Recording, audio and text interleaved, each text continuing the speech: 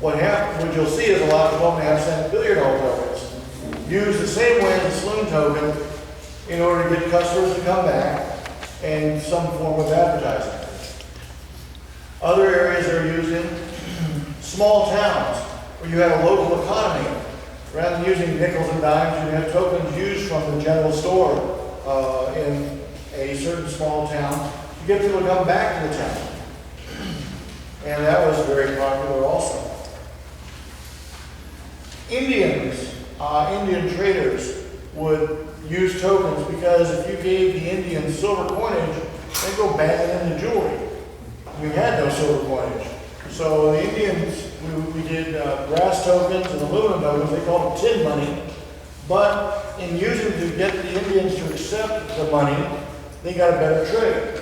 Where normally if they wanted something for coinage, they would get like, $12, but when they accepted tokens, they got $15 in trade. So the tokens were very helpful, and the Indians might enjoy it because they got more supplies, and the trader was able, because the tokens didn't cost much, he'd get the Indians to take tokens that then they could get back. And those were used that way. Another use of tokens was later on in the dairy industry. People used to get a bottle of milk and they'd put their order, like maybe a pint of cream and some grade A milk and everything, and they'd put money in the bottle and leave it out for the milkman to come by and leave their milk. Well, what would happen was that people who were vagrants or whatever would come along and just empty out the change, leave the order, and just carry the change off. Well, then you wouldn't get your milk. You'd be frustrated. So the dairy industry came up also with tokens as a way to get people to put individual tokens in there. The guy could just get tokens, and they had odd shapes and everything, so you knew exactly what they were. And then he could leave the order, and you'd already prepaid. So it was a great way to sort of get people to order and find new and get their milk all straightened out. Another thing about trade tokens, as I've enjoyed them, is trying to find them. Where do you find tokens? eBay, of course, right now is a modern way of finding tokens, or auctions.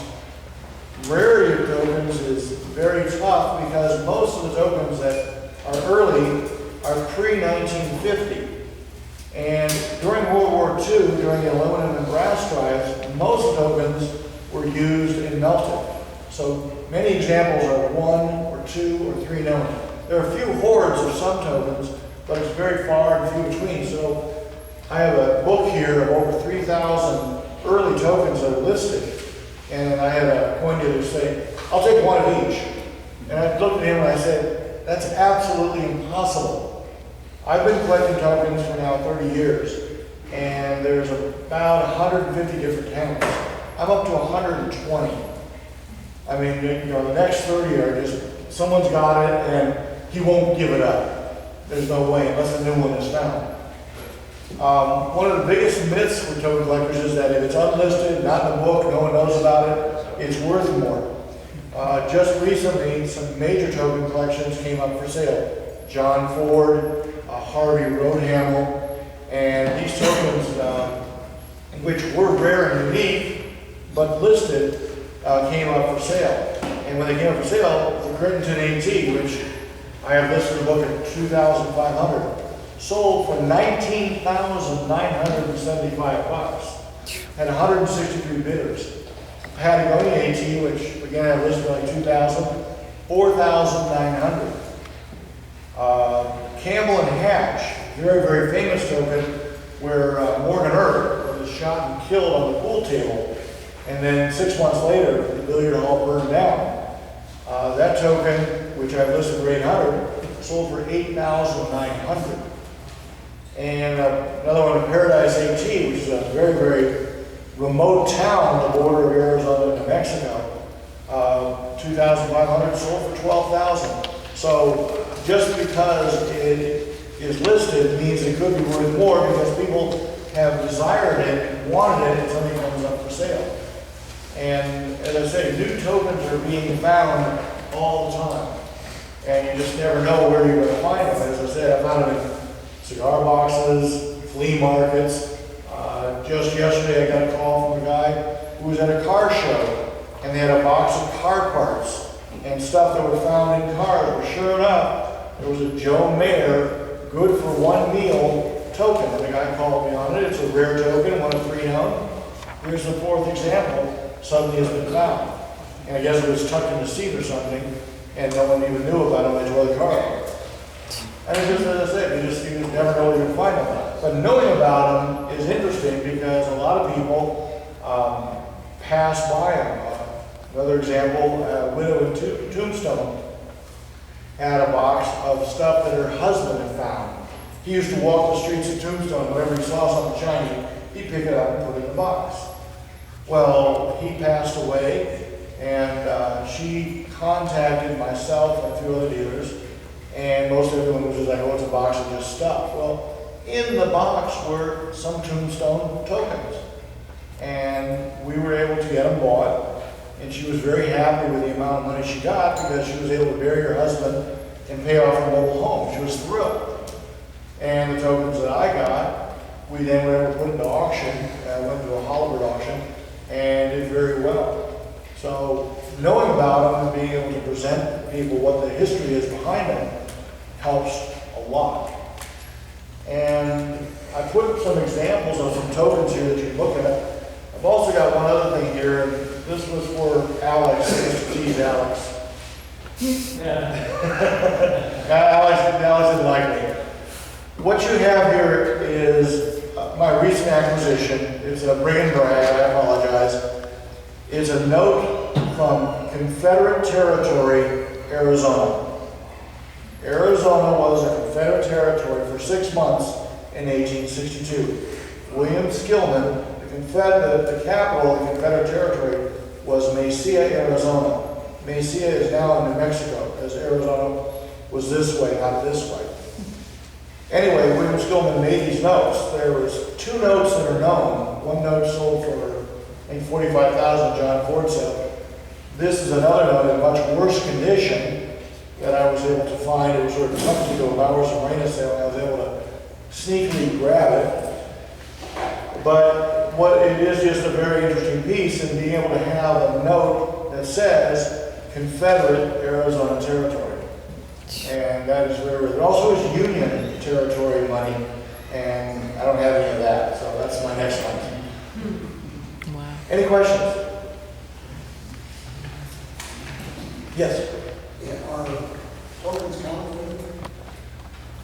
Yes. And that's a very good question.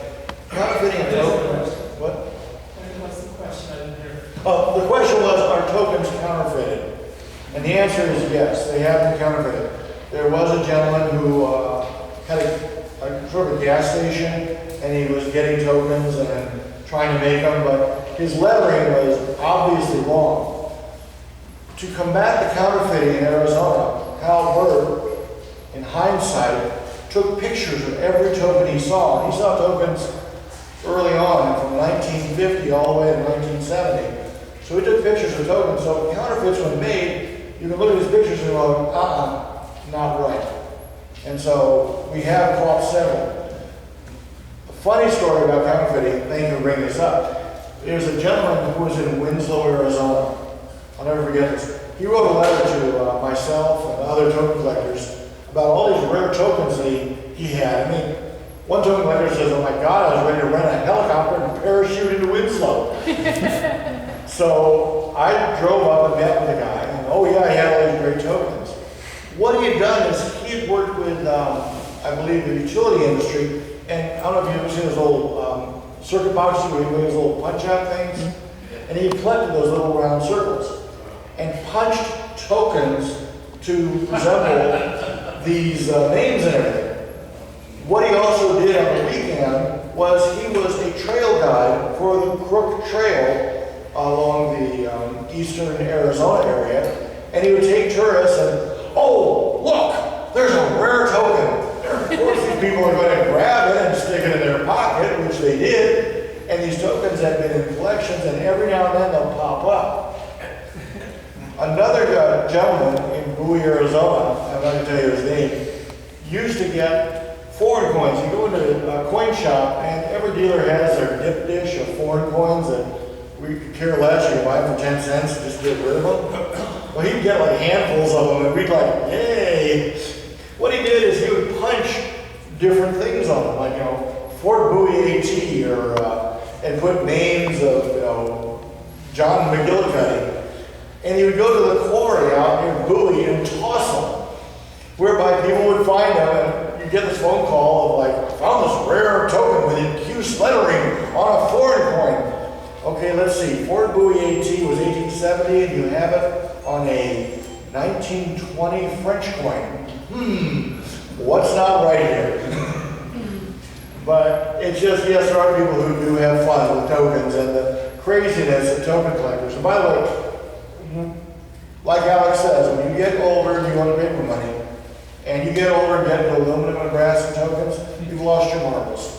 I'm sorry to say, because token people will do the damnedest things to try to get a token. And there's quite a few of us, and we have loads of fun, but boy, the stories we can tell. Yes, sir. Are there any shell cards?